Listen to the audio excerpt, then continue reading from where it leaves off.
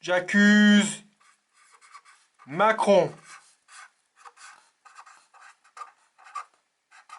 son gouvernement et tous les pseudo-experts.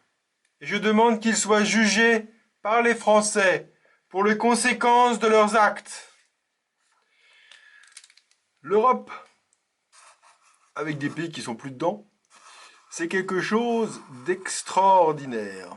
C'est vraiment quelque chose d'assez unique sur la planète. Cet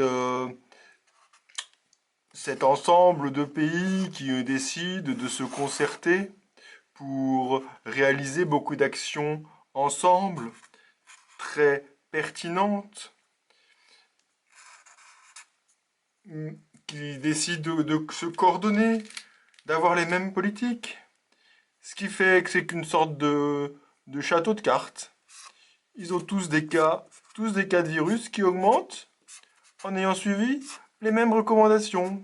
Parce que l'Europe, c'est quand même essentiellement fait pour la politique économique. Hein. La santé, c'est pas vraiment leur priorité. Hein. S'assurer d'avoir des bons stocks de santé, une bonne politique efficace au niveau de l'Europe. Et à un moment où c'est la panique dans un pays, comme ça, et bien comme on a tous suivi la même chose, on ne peut pas les aider.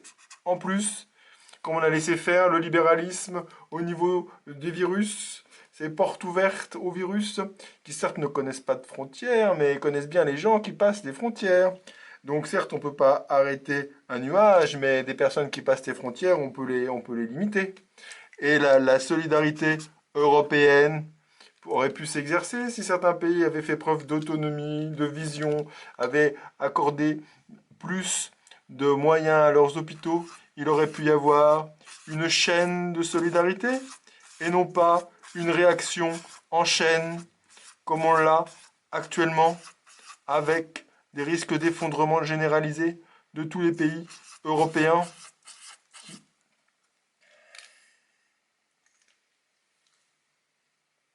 Et nous travaillons donc pour renforcer la coordination européenne. J'avais réclamé cette réunion du Conseil des ministres européens à la présidence croate le 30 janvier dernier par courrier. Donc je les remercie de l'avoir tenue. Cette réunion nous a permis d'aborder différents sujets. D'abord, une meilleure coopération dans l'échange d'informations, dans les mesures que nous mettons en œuvre, un marché qui sera passé par l'Union européenne pour l'achat de masques, plutôt que chaque pays s'équipe séparément. D'autant que ces équipements sont largement produits en Chine et qu'ils risquent d'être en rupture de stock. Alors, ils le sont parfois, mais nous avons des usines, notamment en France, donc nous avons quand même moyen aujourd'hui de compenser cette production chinoise. Et j'observe, monsieur le député, que la France a été le premier pays de l'Union européenne à souhaiter qu'une coordination européenne s'effectue. On est un petit peu à côté des compétences traditionnelles de l'Union européenne, mais on voit bien que s'agissant de la libre circulation des personnes et s'agissant de la coordination des actions, il est indispensable de pouvoir se parler et prendre des décisions en commun. Une nouvelle réunion des ministres de la Santé fera un point sur les pratiques et les mesures communes.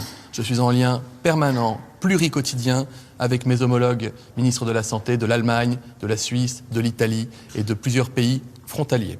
C'est une décision extrêmement contraignante, extrêmement difficile, prise par le gouvernement de Giuseppe Conte. Est-ce que vous avez un commentaire sur cette décision? De ce que je comprends, le pays n'est pas entièrement confiné, mais il y a une recommandation d'éviter les déplacements. Le gouvernement instaure l'interdiction de rassemblement. Giuseppe Conte cité toujours par c'est la deuxième mesure. France Presse. Peut-être qu'on aura de encore rassemblement d'autres de quelle mesures qui nature vont tomber. C'est pas Pour encore l'instant, c'est précisé. générique. C'est interdiction de rassemblement. Je regarderai tout à l'heure ce qu'a précisément dit ou ce qu'a précisément signé le président italien.